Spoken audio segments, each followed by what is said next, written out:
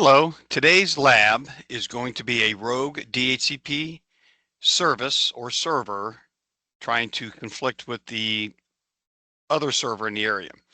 So we're going to just kind of run through this. I'll put this in the video.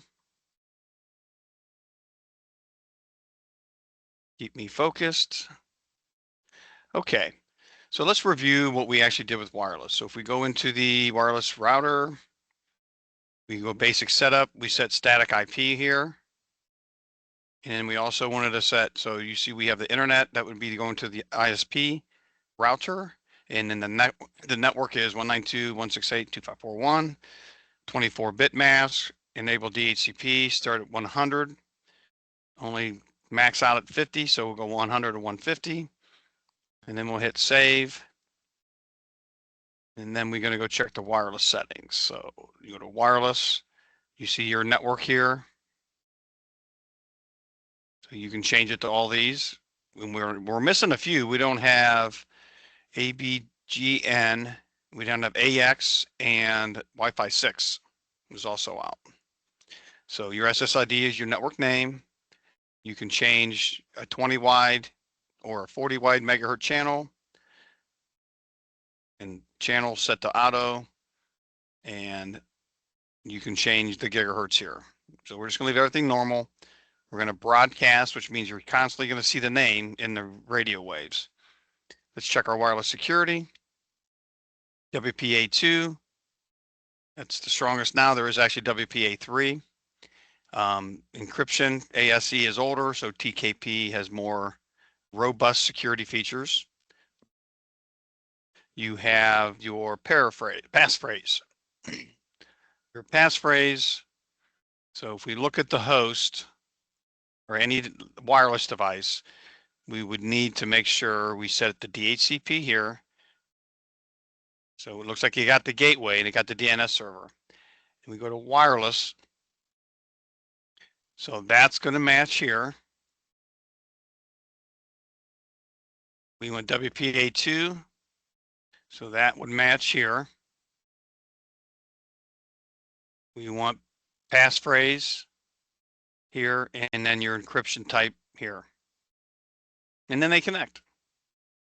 So currently, what I'm going to do, let's just go to static. So we're going to watch the process in real time, because it's important to understand that when you ask for an IP, it sends a message to the entire network. So we're going to go DHCP. And once again, we're going to click on the packet, and we see layer 7, no IP address. Using UDP, source port 68 and 67. Those are DHCP ports on your server. And we see it's a 0. The destination is a 0.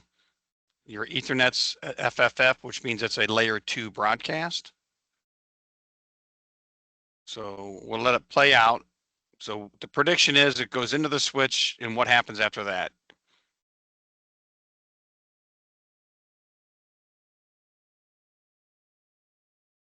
At this point, it's going to spread to the entire network.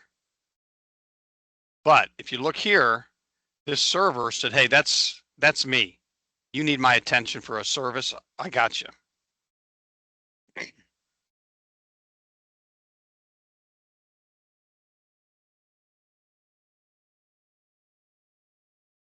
So it'll continue to spread out until it times out. Okay, so go back to real time. Now let's just see which IP it got. So we got the 192. Oh, didn't talk about the server, did we? Okay, back to the server. We want to set the static IP. It's on your topology, subnet mask, DNS. Turn on DHCP service. Make sure you only have one NIC card here. We don't have a gateway. We're going to set this IP, or your DNS is this. Your IP address is here. And then once you save it,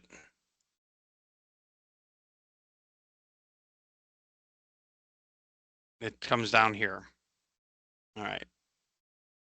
So this one's trying to give out 10 numbers. This one is trying to give out 192 numbers. So what's it going to get? You got the 192. So what I did was I separated these two with a switch, so there'd be a little delay here. So I'm going to go real fast the first time. Okay, do it again. There I go.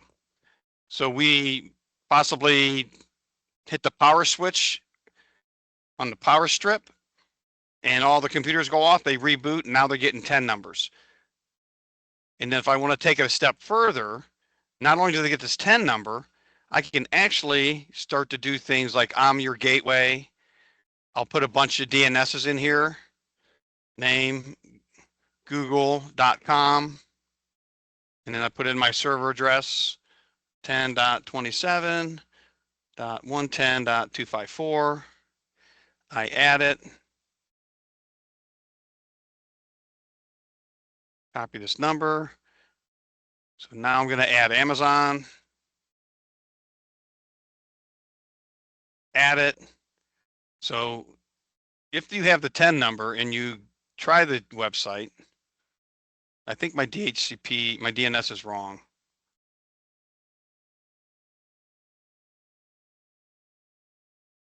So it pulls up the default packet tracer. So if I go to Amazon.com, same thing. So if I really wanted to, we could change this to be Google. So let me take just a real quick, see if I can get this to work. If not, you guys can mark it up as had a failure today. I actually had a bunch of them with the high school kids. So I'm going to just copy the source code. And then I'll go into packet tracer